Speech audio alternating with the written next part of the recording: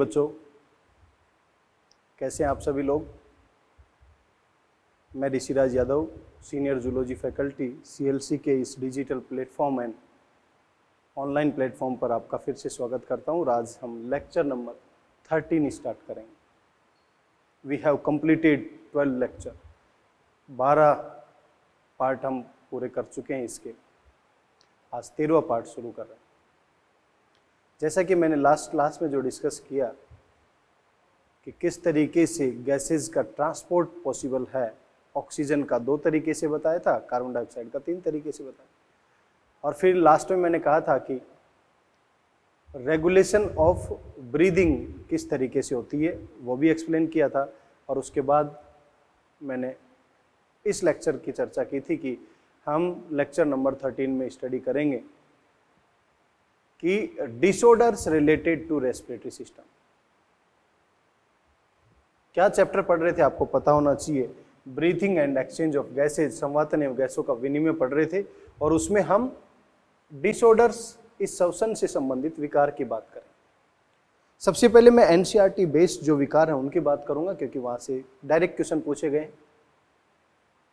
7 से 8 क्वेश्चन पूछे जा चुके हैं पिछले 3-4 साल में। उन सभी क्वेश्चन की बात करूंगा, और उसके बाद मैं आउट ऑफ एनसीईआरटी कुछ डिसऑर्डर्स हैं उनके बारे में भी बात करूंगा। क्लियर है यहाँ तक? तो देखिए एक एक करके समझते हैं क्या है। पहला पॉइंट ध्यान से समझे, अस्थमा। पहला जो डिसऑर्डर है यहां पर है अस्थमा। अस्थमा क्या है? साधारण भाषा में हम, साधारण बोलचाल की भाषा में हम इसे दमा बोलते हैं कि ये दमा का पेशेंट है। जिस व्यक्ति को दमा है उसको सांस लेने में कठिनाई होगी, डिफिकल्टी इन ब्रीदिंग। जब वो सांस लेगा तो घरघराहट की साउंड सुनाई देगी। और ऐसा क्यों हो रहा है? क्योंकि उसकी बॉडी में एलर्जिक पार्टिकल गए हैं। एलर्जिक पार्टिकल का मतलब सब्सटेंस विच कॉज एलर्जी। ऐसे पदार्थ जो एलर्जी कॉज करते हैं उन्हें एलर्जन कहा जाता है। और ऐसे एलर्जन जो यहां पर हमारे लंग्स में उपस्थित, हमारे फेफड़ों में उपस्थित मास्ट सेल को एक्टिवेट कर दे, तो वो श्वसनी एवं श्वसनिकाओं में शोथ का कारण बन जाता है और घरघराहट की साउंड आना शुरू हो जाती है जब व्यक्ति सांस लेगा तब। तो आपसे पूछा जाए अस्थमा क्या है? एलर्जिक रिएक्शन है। लंग्स की कौन सी सेल को? मास्ट सेल को एक्टिवेट कर देता है। दूसरी, ये एक हाइपर सेंसिटिव रिएक्शन भी है। किसी भी एलर्जिक रिएक्शन को हाइपर सेंसिटिव रिएक्शन कहते हैं। और इसका एलर्जिक कॉज करने वाला जो भी सब्सटेंस होता है उस सब्सटेंस को क्या बोलते हैं हम? एलर्जन। ऐसा पदार्थ जो एलर्जी को कॉज करता है वो क्या है? एलर्जन। सिम्टम्स में श्वसनी, ब्रोंकाई, श्वसनिकाओं, ब्रोंक्यूल, शोथ के कारण, इसका मतलब ब्रोंकाई एंड ब्रोंक्यूल्स में इन्फ्लेमेशन आ जाती है, सूजन आ जाती है, और उसकी वजह से सांस लेने में कठिनाई होगी। जब सांस लेगा तो घरघराहट की ध्वनि उत्पन्न होती है। क्लियर है? दूसरे विकार की तरफ बढ़ते हैं।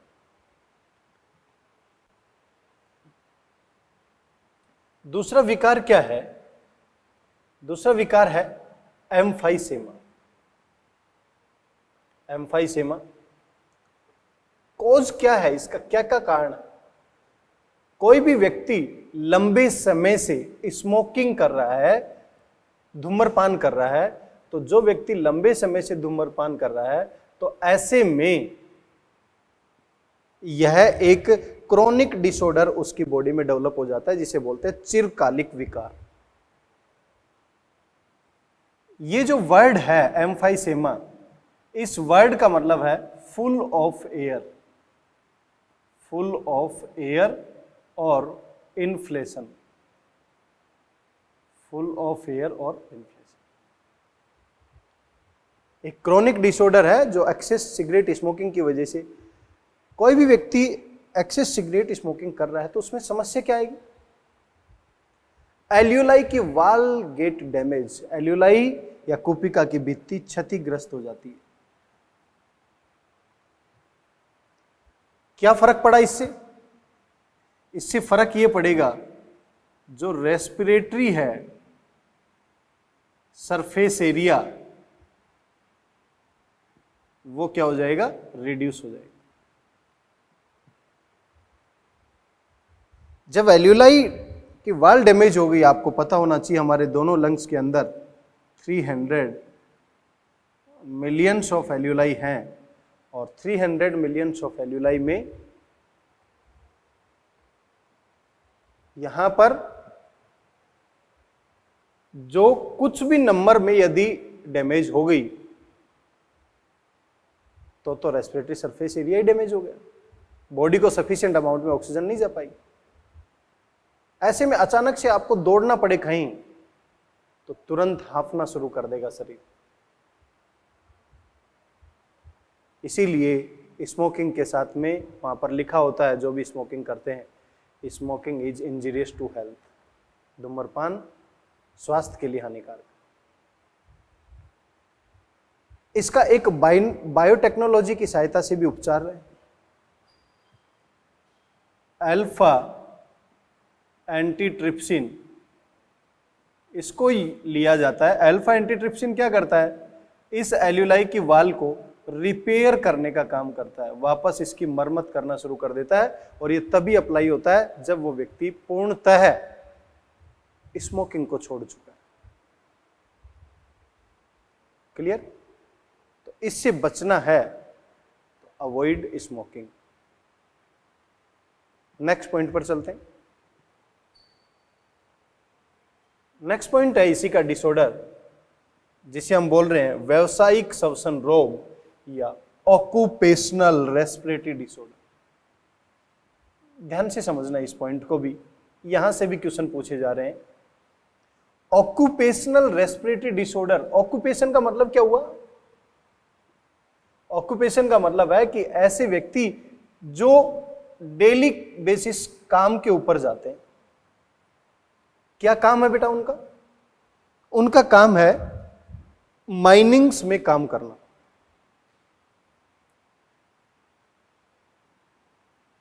माइनिंग में काम करना, इसका मतलब जो खान होती है उन खानों में कार्य करना उनका मुख्य काम है।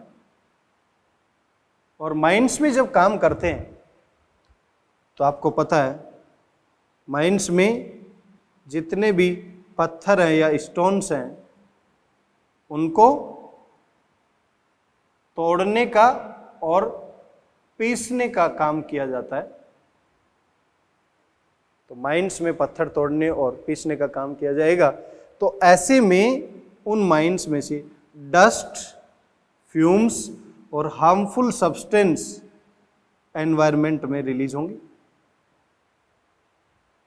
और वो हमारे अपर रेस्पिरेटरी पार्ट में जाकर इकट्ठा हो जाएंगे और अपर रेस्पिरेटरी पार्ट में फाइब्रोसिस या प्रोलिफरेशन ऑफ फाइब्रस टिश्यू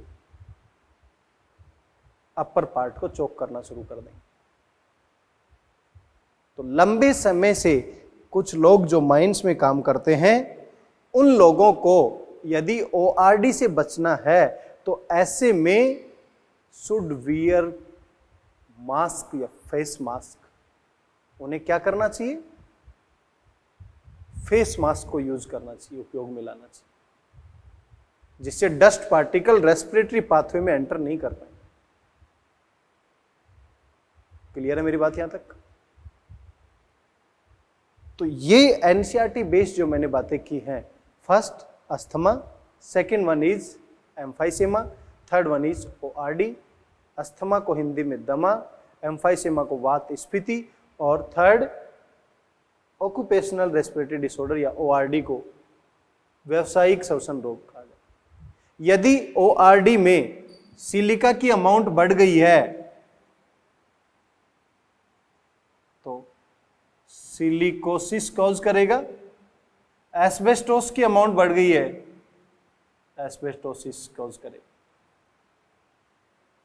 तो silicosis and asbestosis are the example of ORD।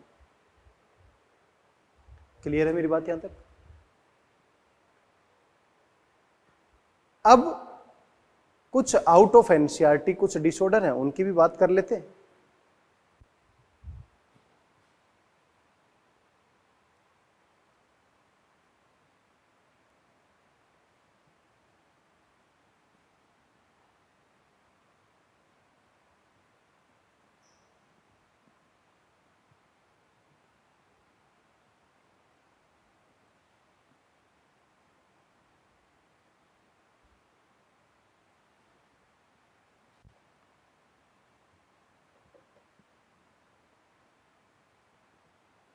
देखिए बेटा, उसको भी ध्यान से समझे। आउट ऑफ एनसीईआरटी जिसकी मैं बात कर रहा हूं वो कौन कौन से?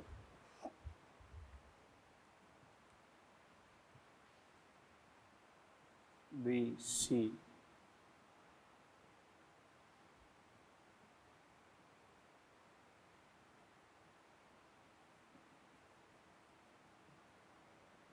प्लूरिसी है, एटेलेक्टेसिस है, हे फीवर है,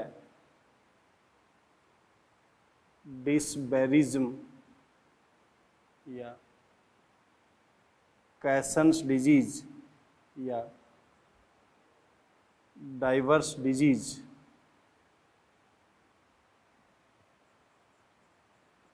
या माउंटेन या एल्टीट्यूड सिकनेस। ध्यान से समझे इन पॉइंट्स को भी। पहला जैसे मैंने बताया माउंटेन या एल्टीट्यूड सिकनेस, दूसरा डिसबेरिज्म या कैसन्स या डाइवर्स डिजीज, गोताखोर, हे फीवर, एटेलेक्टेसिस, प्लूरिसी।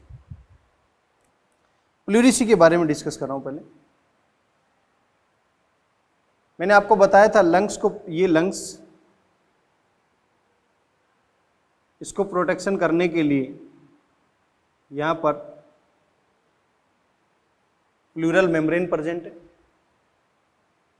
इसको नाम दिया था पैराइटल प्लूरा, इसको नाम दिया था विसरल प्लूरा।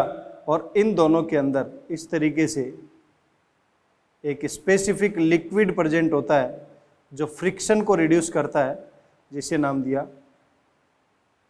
Pleural fluid. और ये प्लूरल फ्लूइड जो है इसकी अमाउंट 150 ml।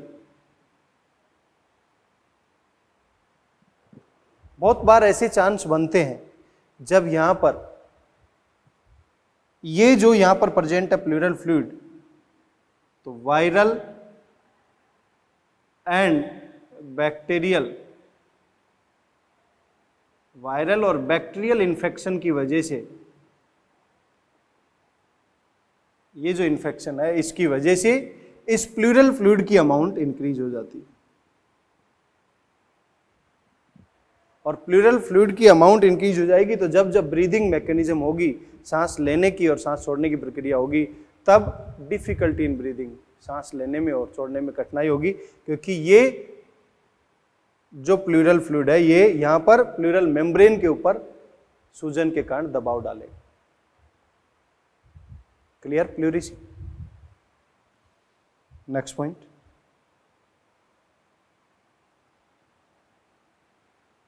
नेक्स्ट है एटेलेक्टेसिस। एटेलेक्टेसिस देखें क्या?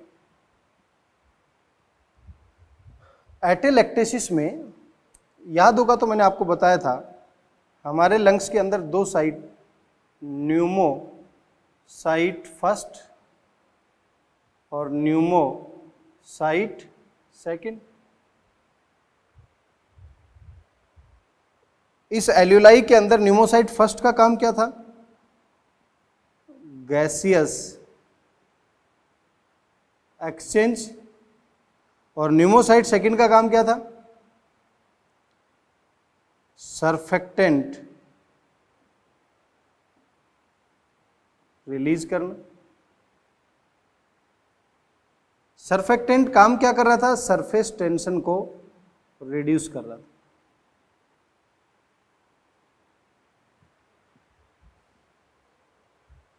ऐसे में एल्यूलाई जो है वो डैमेज हो जाती है। किसकी वजह से? सरफेक्टेंट ना होने की वजह से। यदि मान लो न्यूमोसाइड सेकंड जो है वो नॉन फंक्शनल होगी तो सरफेक्टेंशन रिड्यूस नहीं होगा और एल्यूलाई डैमेज हो जाएंगे। एल्यूलाई डैमेज किसकी वजह से हुई है? इस सरफेक्टेंट के ना होने की वजह से। इसी को क्या बोलते हैं? एटेलैक्टेसिस। क्लियर? नेक्स्ट देखिए, नेक्स्ट है hay fever. Hay fever really में this is also a hypersensitive reaction और एलर्जिक रिएक्शन। ये जो हे फीवर है ये भी एक क्या है? Hyper sensitive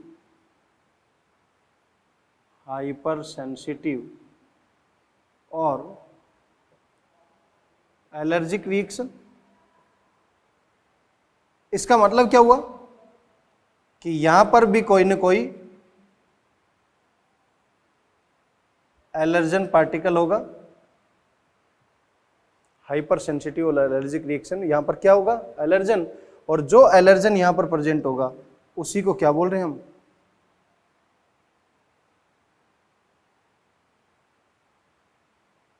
pollen grain.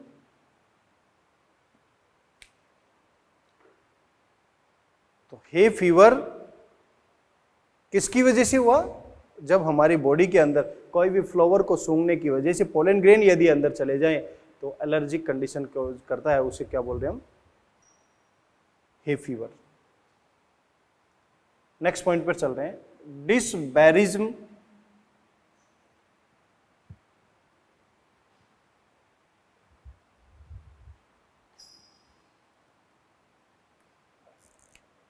डिसबैरिज्म और कैसन्स डिजीज या डाइवर्सिटी। हम एक इस प्लेन पर हैं,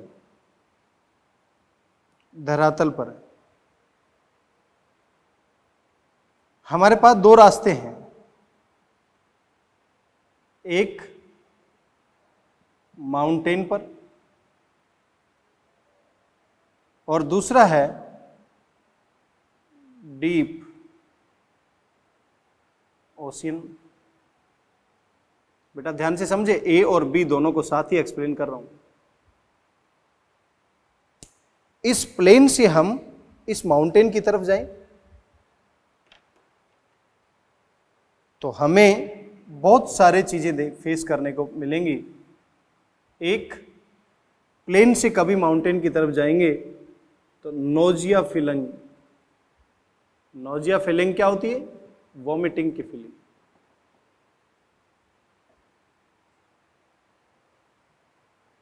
ठीक है। अब इस माउंटेन से की तरफ जब जा रहे हैं तो ऐसे में कैसी कंडीशन है? हाइपोक्सिया, क्योंकि वहां पर एटमॉस्फेरिक प्रेशर क्या है? कम। तो ऑक्सीजन की अवेलेबिलिटी भी क्या है? कम। तो ऐसे में ब्रेन को सफिशिएंट ऑक्सीजन ना पहुंच पाने पर हेडेक होना शुरू हो जाएगी, फटीग, थकान होना शुरू हो जाएगी। ये सारी फैक्टर्स देखने को मिले। जब हम नॉर्मल प्लेन से माउंटेन की तरफ, फॉर एग्जांपल नॉर्मल प्लेन से धरातल से हम श्रीनगर जा रहे हैं, रोहतांग दर्रा जा रहे हैं, शिमला जा रहे हैं, ऊटी जा रहे हैं, इस तरीके से हम यहाँ प्लेन से माउंटेन एरिया पर जाते हैं तो ऐसे में नोजिया वॉमिटिंग फीलिंग आएगी। हाइपोक्सिया कंडीशन डेवलप हो रही है क्योंकि एटमॉस्फेरिक प्रेशर कम है, हेडेक होना शुरू हो जाएगा, फटीग होना शुरू हो जाएगा। लेकिन एक चीज़ सही है यहाँ पर कि जैसे ही माउंटेन एरिया की तरफ जाएंगे तो आरबीसी प्रोडक्शन इंक्रीज होगा, एरिथ्रोपोइसिस स्टिमुलेट हो जाएगी। क्लियर है मेरी बात? तो ये सभी फैक्टर जो देखने को मिल रहे हैं इसी को बोलते हैं एल्टीट्यूड सिकनेस। अब हम यहाँ प्लेन से डीप ओशियन में जा रहे हैं, डीप ओशियन में जाएंगे तो वहां पर एटमॉस्फेरिक प्रेशर क्या हो रहा है, ज्यादा। तो जब डीप ओशियन में जाएंगे तो फ्री ऑक्सीजन अवेलेबिलिटी कम है, तो ऐसे में क्या है, हम अपने साथ में नाइट्रोजन के सिलेंडर लेकर जाते हैं। पहले नाइट्रोजन के, आजकल हीलियम के लेकर जाते हैं, इनर्ट गैस के। तो जब यहाँ पर नाइट्रोजन के लेके जाते थे तो नाइट्रोजन की सॉल्युबिलिटी अदर गैसेस से 5-6 टाइम्स ज़्यादा है। जिसकी सॉल्युबिलिटी ज़्यादा होगी तो डिफ्यूजन भी क्या होगा, विसरण की दर भी क्या होगी, ज़्यादा। तो कोई भी गोताखोर जब किसी भी चीज़ को लेने के लिए डीप ओशियन में जब जाता था तो जैसे जैसे वो नीचे की तरफ जाएगा, जब प्रेशर बढ़ता जाएगा तो डिफ्यूजन होने वाली जितनी भी गैसेज हैं उसकी बॉडी के अंदर प्रेशर क्या है, ह्यूमन बॉडी के अंदर वहां पर प्रेशर क्या है, कम। बाहर की तरफ से प्रेशर क्या लग रहा है, ज्यादा। तो डीकम्प्रेशन की वजह से ये जैसे ही वापस आएगा, जब प्रेशर से एयर उसकी बॉडी में जाएगी तो ये नाइट्रोजन ब्लड सर्कुलेशन में बबल्स बना देती, और जब वो बाहर आता था तो अचानक से उसकी डेथ भी पॉसिबल हो जाती थी। इसी को बोलते हैं डिसबैरिज्म या कैसेंस या डाइवर्स डिजीज। इसीलिए आजकल नाइट्रोजन की जगह वो हीलियम गैस के बैलून लेकर जाते हैं, जो बॉडी के अंदर इनर्ट फॉर्म में रहेगी, रिएक्शन पॉसिबल नहीं होगा। क्लियर। ये सभी डिसऑर्डर जो मैंने बात किए हैं वो सभी किससे रिलेटेड है, आउट ऑफ एनसीईआरटी से रिलेटेड। क्लियर है मेरी बात। अब हम ये देखते हैं कि पिछले 5-4 साल में यहां से रिलेटेड किस तरीके के क्वेरीज पूछे जा चुके हैं, तो उन क्वेरीज के बारे में बात करते हैं। क्लियर। देखिए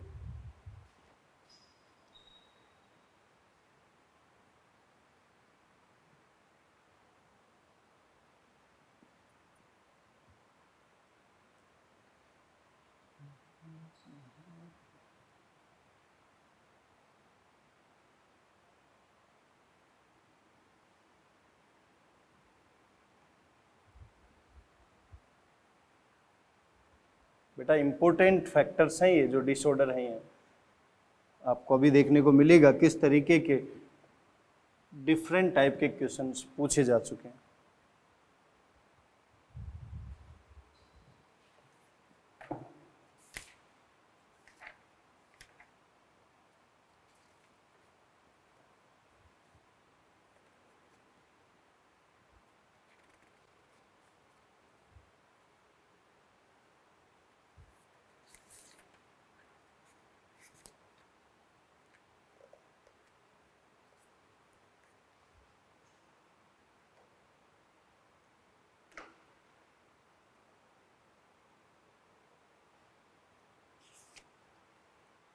क्वेश्चन पूछा गया है AIPMT 2012 में, क्वेश्चन लिखे, मानवों में श्वसन से संबंधित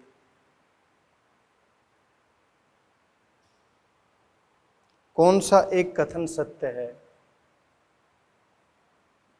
कौन सा एक कथन सत्य है।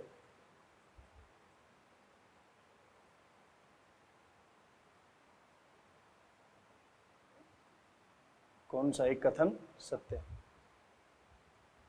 अलग अलग स्टेटमेंट दे रखे हैं, स्टेटमेंट देखते हैं क्या क्या है। पहला जो स्टेटमेंट दिया है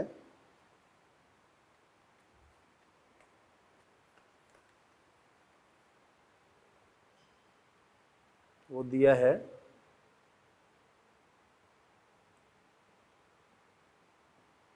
सिगरेट पीने से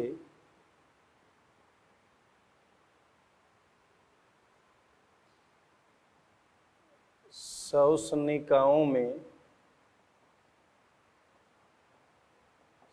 शोथ उत्पन्न हो जाता है।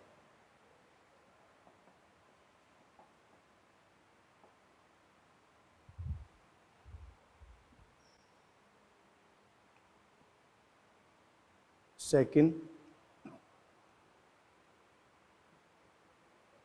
लगभग 90% कार्बन डाइऑक्साइड का परिवहन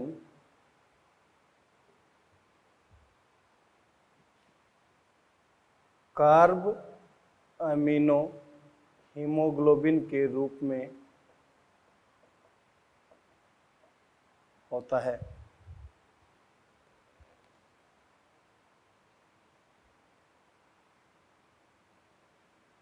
मस्तिष्क के पोन्स क्षेत्र में स्थित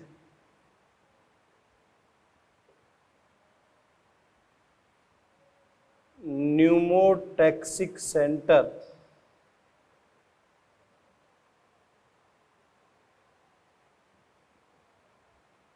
अंतःश्वसन की अवधि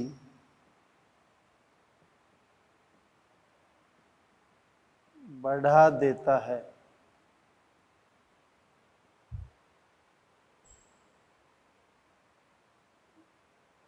पत्थर को तोड़ने एवं घिसने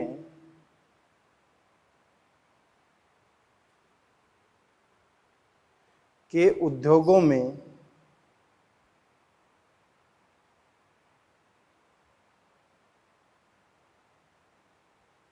काम करने वाले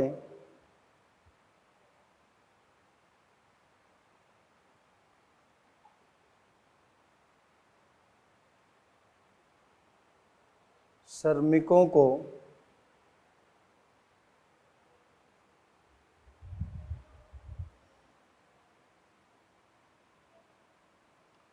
फेफड़ा रेशमें रेशमेता रोग हो सकता है।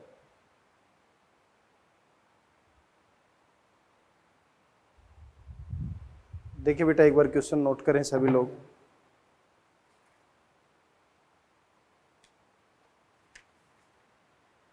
आई रिपीट, मानव में श्वसन से संबंधित कौन सा एक कथन सत्य है?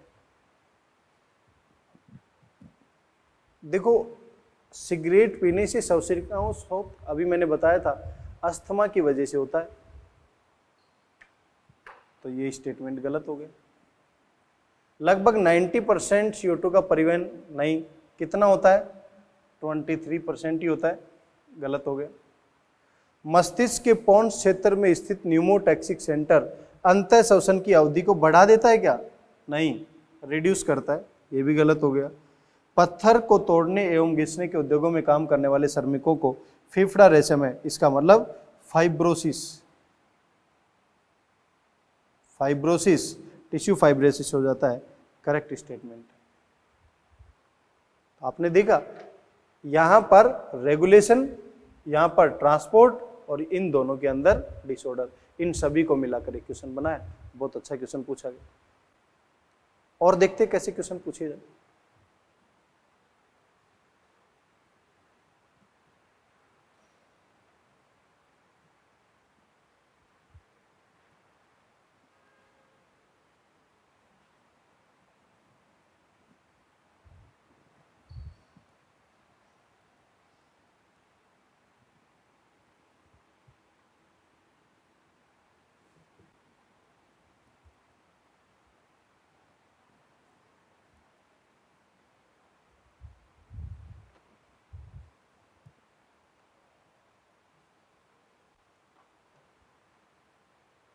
नेक्स्ट क्वेश्चन देखें जो पूछा गया है।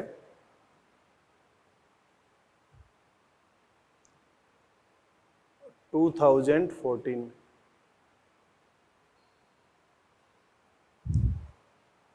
उस फुफ्फुसी रोग का नाम बताएं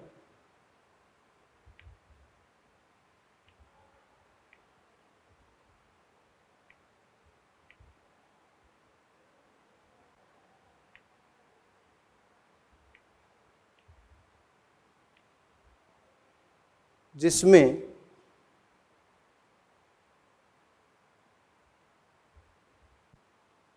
कुप्पकीय भित्तियां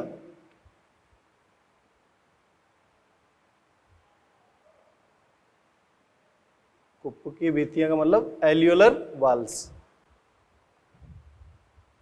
क्षतिग्रस्त होने के कारण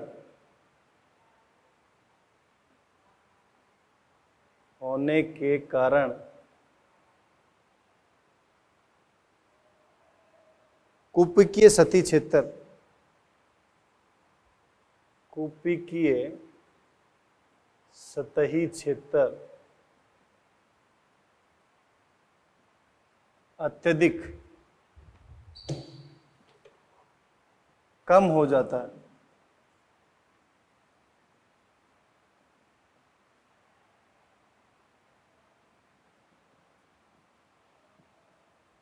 देखो ये रोग भी देखे क्या क्या दे रखे, pneumonia, asthma, pleurisy, pneumonia, asthma, pleurisy and वात स्फीति। देखिए निमोनिया के अंदर कुप्पकीय भित्तियों एल्यूलर वाल डैमेज होती है, वो यहाँ नहीं, यहाँ तो ब्रोंकाई और ब्रोंक्यूल में सूजन आती है। इस निमोनिया, ये तो एक क्या है, बैक्टीरियल डिसऑर्डर है। अस्थमा के अंदर क्या होता है, ब्रोंकाई ब्रोंक्यूल में सूजन आती है। प्लूरिसी, सूजन आ जाती है प्लूरल फ्लूइड के बढ़ने से। वात स्फीति, एम्फाइसेमा, ये सही है क्योंकि एक्सेस सिगरेट स्मोकिंग की वजह से इस कुप्पकीय भित्ति के डैमेज भी हो जाने से रेस्पिरेटरी सरफेस एरिया जो है वो क्या हो जाता है, ड्रेस्टिकली डिक्रीज हो जाता है। क्लियर? और देखिए कैसे क्वेश्चन पूछे जा चुके हैं।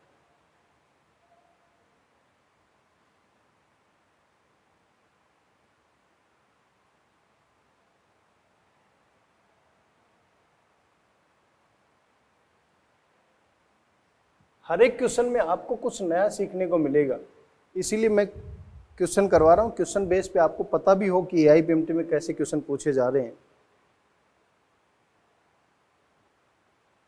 2016 में क्वेश्चन पूछा गया, धूम्रपान करने के कारण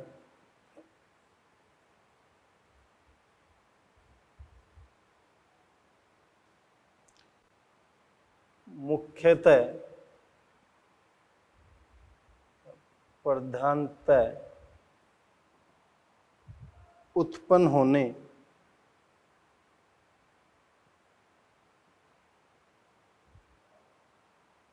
वाले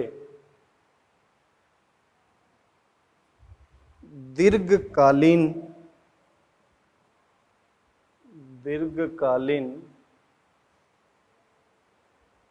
विकार का नाम बताइए। बहुत इजी क्वेश्चन पूछा। देखिए क्या क्या ऑप्शन में क्या क्या दे रखे हैं ये समझो। अस्थमा,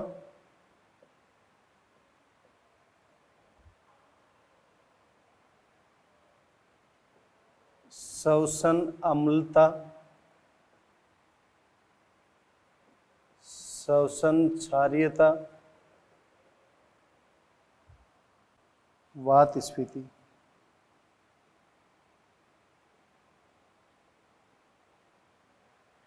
देखिए कौन कौन से कारण।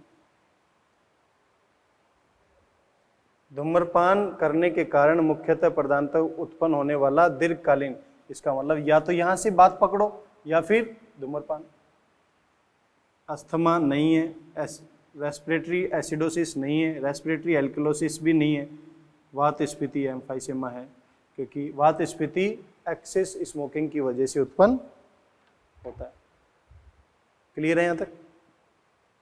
और भी देखिए कैसे क्वेश्चन पूछे जा चुके हैं।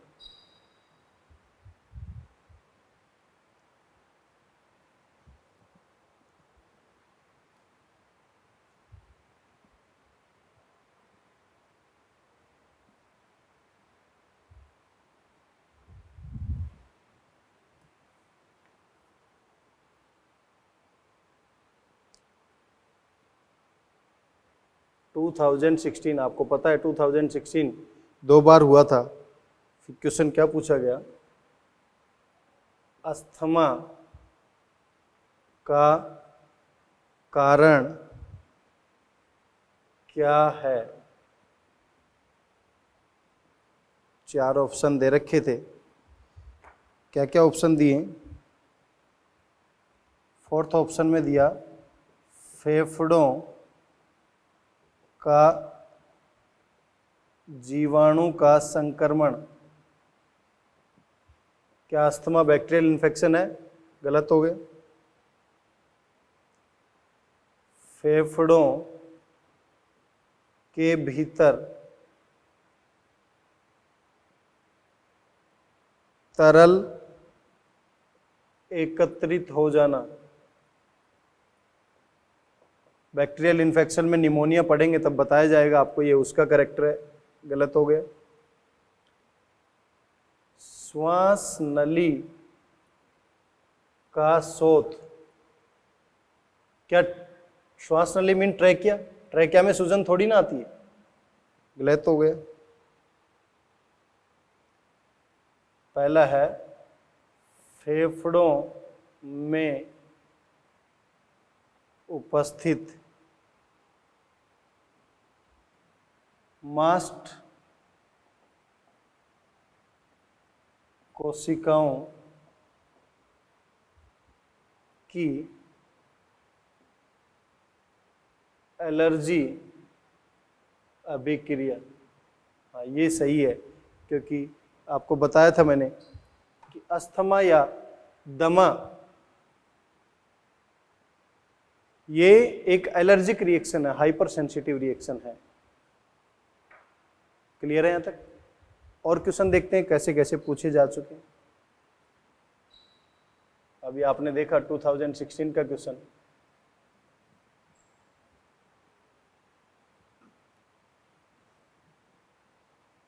लगभग हर साल एक क्वेश्चन पूछा जा रहा है इस पोर्शन से, इसलिए इंपॉर्टेंट है।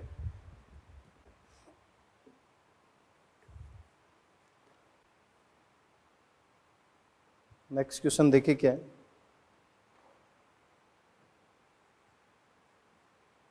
टू 2018 में क्वेश्चन पूछा गया,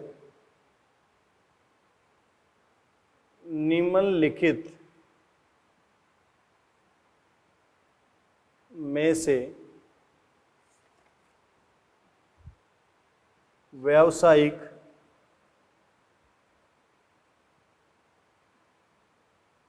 श्वसन विकार का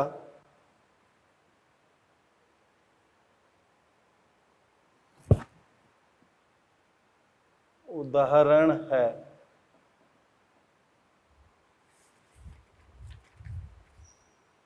क्या क्या ऑप्शन बनाए वो भी देखें। देखो बेटा, व्यावसायिक रेस्पिरेटरी डिसऑर्डर, इसका मतलब ORD की बात कर रहा है। पहला ऑप्शन में है बोटुलिज्म। क्या ये है क्या? नहीं। वात स्फीति, ये भी नहीं।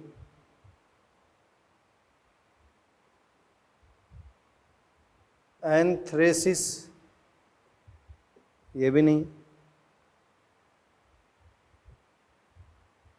सिलिकोसिस, हाँ ये है, क्योंकि सिलिका की अमाउंट यदि बढ़ जाए तो वो ORD occupational respiratory disorder develop करता है। और देखिए 2018 में एक क्वेश्चन और पूछा गया है, क्योंकि दोनों क्वेश्चन डिसऑर्डर से ही पूछ लिए।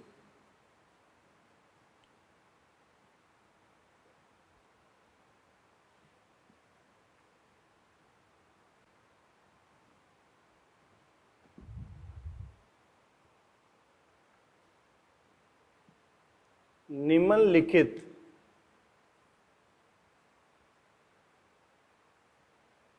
में से कौन सा विकल्प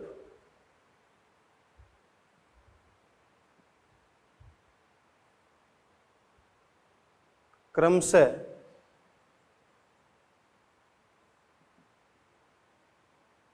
दमा एवं वात स्फीति में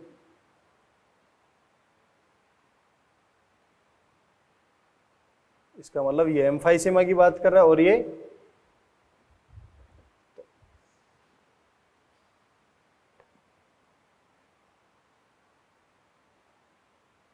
फेफड़ों की दशा को, फेफड़ों की दशा को उचित रूप से दर्शाता है, उचित रूप से दर्शाता है। First option, second, third and fourth.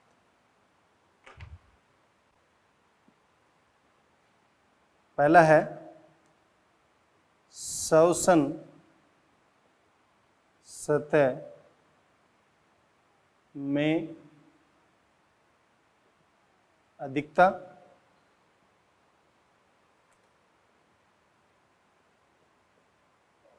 श्वसनिका में शोथ,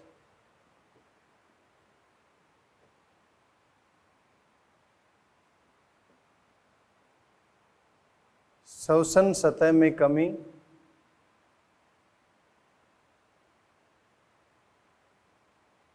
श्वसनिका में शोथ,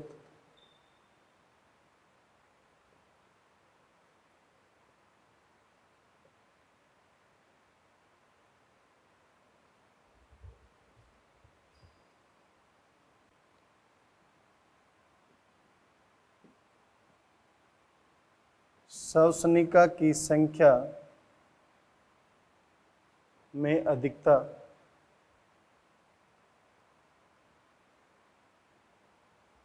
श्वसनी सतह में अधिकता।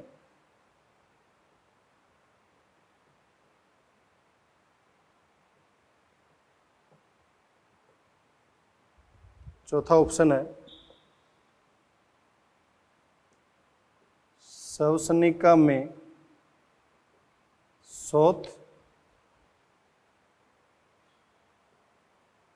श्वसनी सतह में कमी।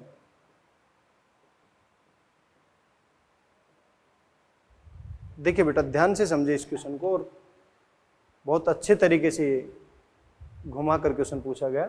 निम्नलिखित में से कौन सा विकल्प क्रम से दमा एवं वात स्फीति में फेफड़ों की दशा उचित रूप से दर्शाता है? श्वसन सतह में अधिकता, क्या श्वसन सतह ज्यादा करेगा? पहली चीज तो हम यहां से देखें कि ये दमा है और ये क्या है, वात स्फीति। तो ये तो रेस्पिरेटरी सरफेस एरिया को डिक्रीज करेगा, और ये श्वसन और श्वसनिकाओं में शोथ उत्पन्न करेगा। तो देखो यहां पर क्या दे रखा है, श्वसनी सतह अधिकता, ये भी नहीं होगा, और ये दोनों ऑप्शन भी नहीं है, क्योंकि श्वसनिका में शोथ वात स्फीति में नहीं होगी। करेक्ट आंसर इज श्वसनिका में शोथ दमा में होगा, और श्वसन सतह में कमी respiratory surface area decrease. Clear है यहां तक? कोई दिक्कत यहां तक? एक क्वेश्चन और करते हैं जो 2019 में पूछा गया।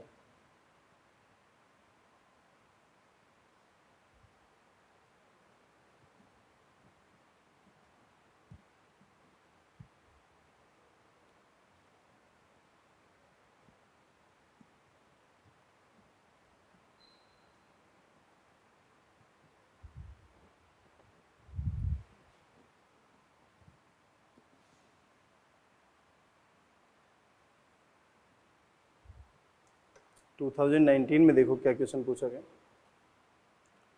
वायु द्वारा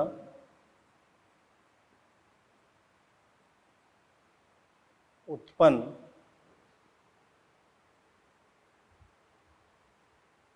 एलर्जन एवं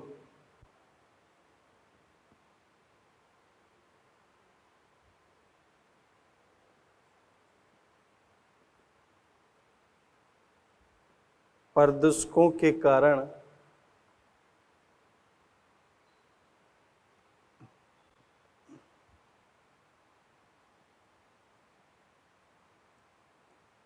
नगरीय स्थानों में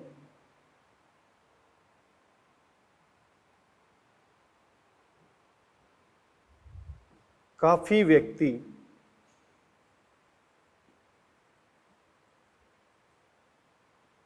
शवसनी विकार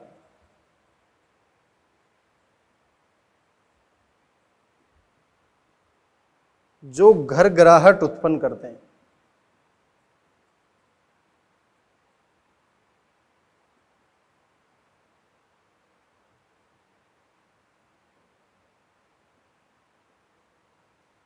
से पीड़ित है,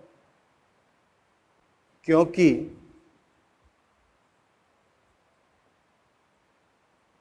ये 4 ऑप्शन दिए गए हैं, ध्यान से समझे क्या है। आई रिपीट, वायु द्वारा उत्पन्न एलर्जन एवं प्रदूषकों के कारण नगरीय स्थानों में काफी व्यक्ति शवसनी विकार जो घरघराहट उत्पन्न करते हैं। देखो हिंट मिल गया ना, मैं इसका मतलब ये किसकी बात कर रहा होगा, दमा की बात कर रहा। देखते हैं ऑप्शन कौन कौन से। पहला ऑप्शन है रेशेदार उत्तकों का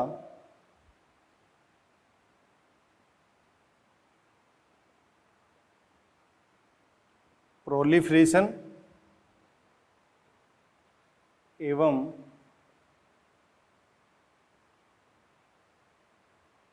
कुप्पिका भित्तियों की कमी। दूसरा है न्यूमोसाइट के द्वारा पृष्ठ संक्रियक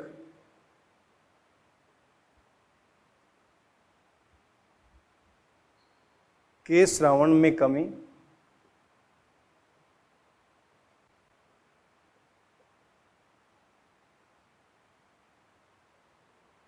तीसरा है नासिका गुहा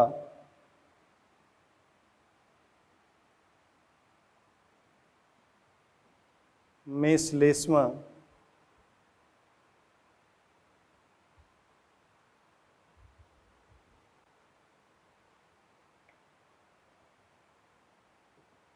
स्तर की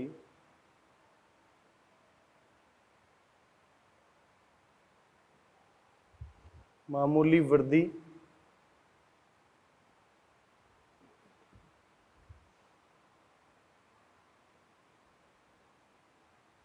शवसनी एवं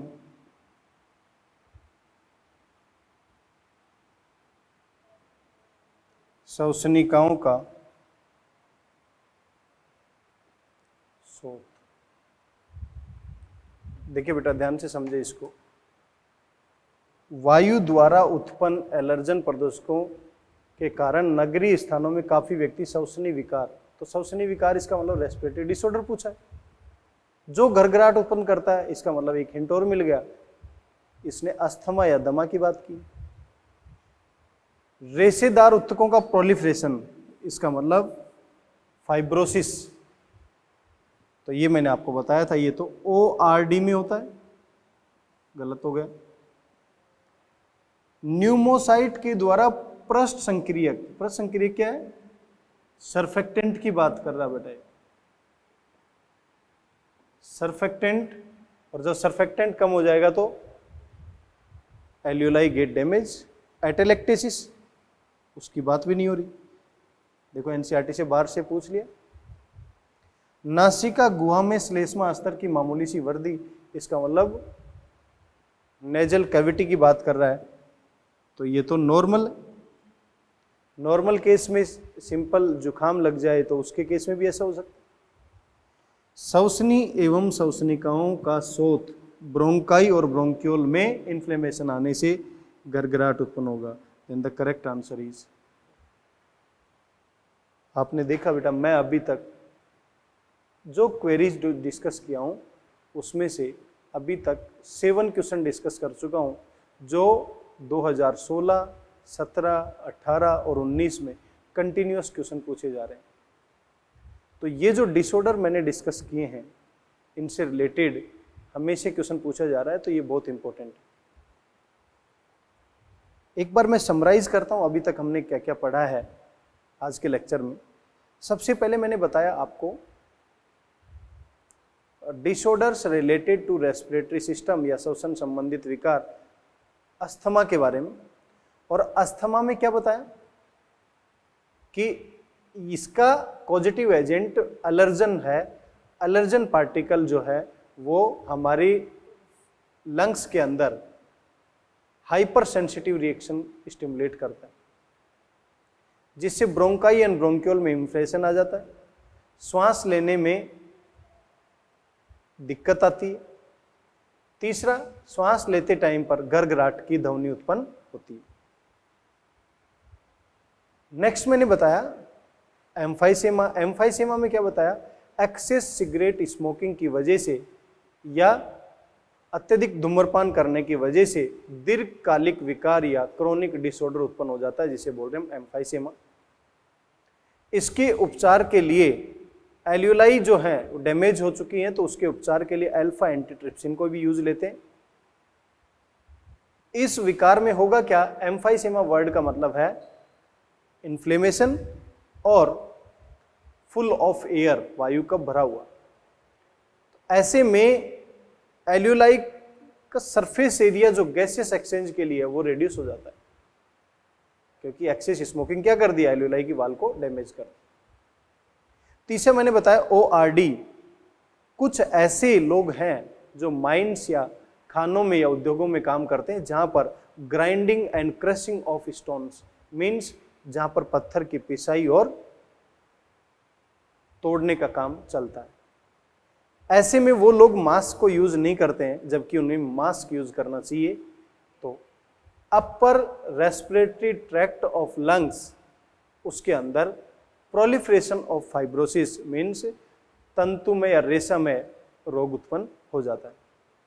यदि इस तरीके की ORD में सिलिका अमाउंट जमा हो जाए तो सिलिकोसिस, एस्बेस्टोसिस अमाउंट जमा हो जाए तो एस्बेस्टोसिस।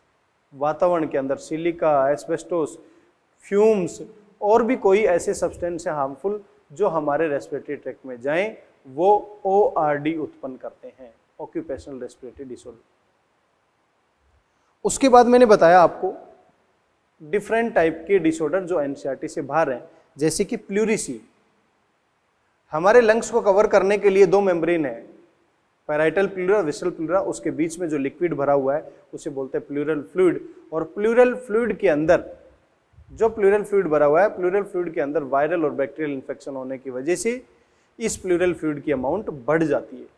और जैसे ही ये अमाउंट बढ़ जाएगी तो बढ़ी हुई अमाउंट की वजह से पेन होना शुरू हो जाता है, डिफिकल्टी इन ब्रीदिंग आना शुरू हो जाती है, जिसे बोलते हैं प्लूरिसी।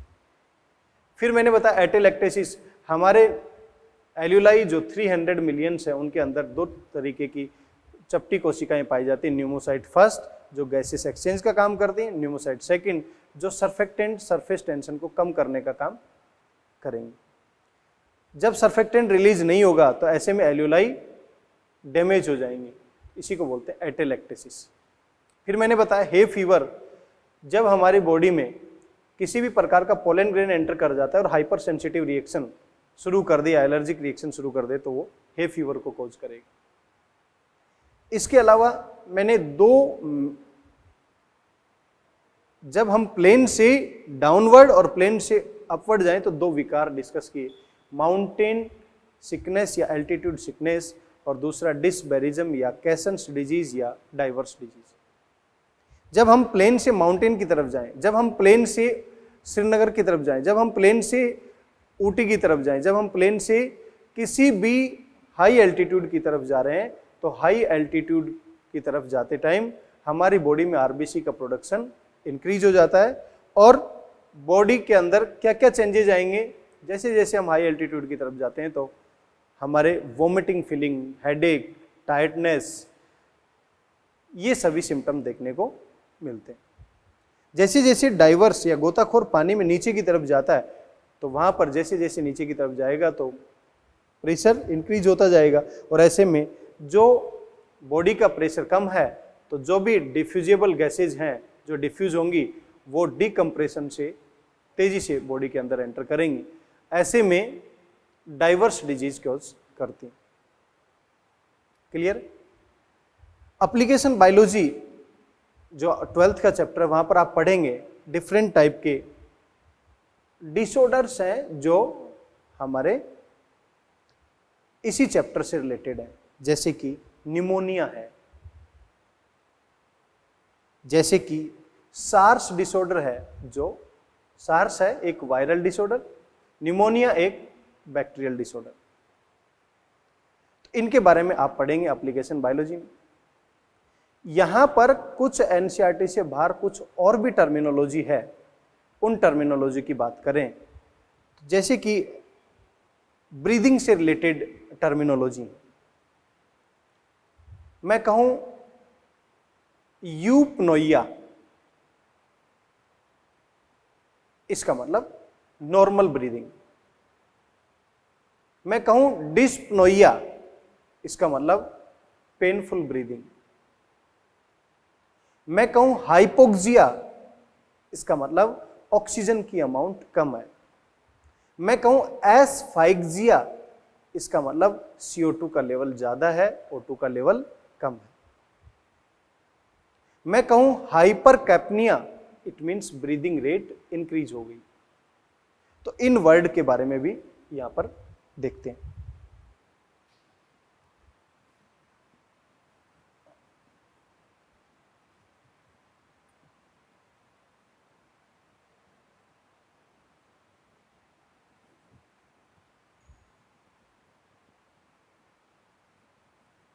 कुछ टर्मिनोलॉजी जो मैं अब बात कर रहा हूं ये एनसीईआरटी से बाहर तो हैं, लेकिन एनसीईआरटी से रिलेटेड टर्मिनोलॉजी है।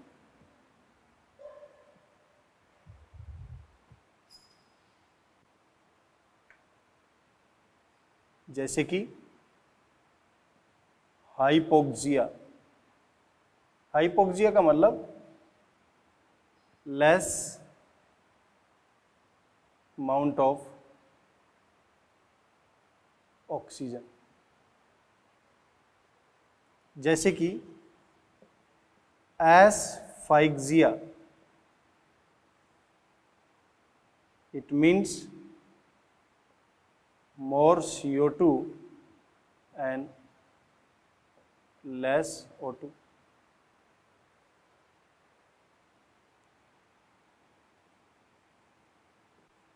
Hypercapnia, it means breathing rate.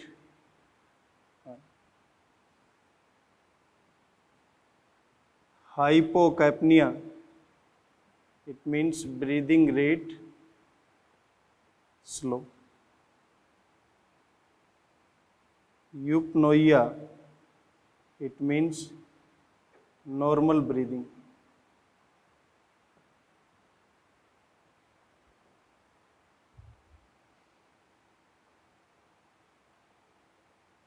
Dyspnoia, it means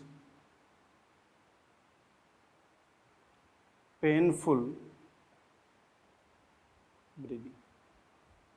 तो इस तरीके की टर्मिनोलॉजी भी आपसे नॉर्मल तरीके से यदि पूछे तो हम देख सकते हैं कि हाइपोक्सिया का मतलब क्या है। हाइपोक्सिया का मतलब है ऑक्सीजन की अवेलेबिलिटी वहां पर कम है। जैसे हम प्लेन से हाई एल्टीट्यूड पे जाते हैं तो हाइपोक्सिया कंडीशन का फेस करते हैं। एसफाइक्सिया, इसका मतलब बॉडी के अंदर CO2 की amount keeps on increasing, O2 की अमाउंट कीप्स ऑन डिक्रीजिंग, और इसकी वजह से एसफाइक्सियल डेथ भी पॉसिबल है। हाइपरकैप्निया, ब्रीदिंग रेट नॉर्मल है 12 to 16, ब्रीदिंग रेट इंक्रीज हो जाए। हाइपोकैप्निया, ब्रीदिंग रेट नॉर्मल से स्लो हो जाए। यूपनोइया, नॉर्मल ब्रीदिंग चल रही है, नॉर्मल इनहेलेशन, नॉर्मल एक्सहेलेशन, और ब्रीदिंग रेट क्या है 12 to 16। और डिस्पनोइया का मतलब क्या है, पेनफुल ब्रीदिंग। उसके रीजन कुछ भी हो सकते हैं। तो डियर स्टूडेंट्स, आज मैंने जो बातें की वो डिसऑर्डर्स रिलेटेड टू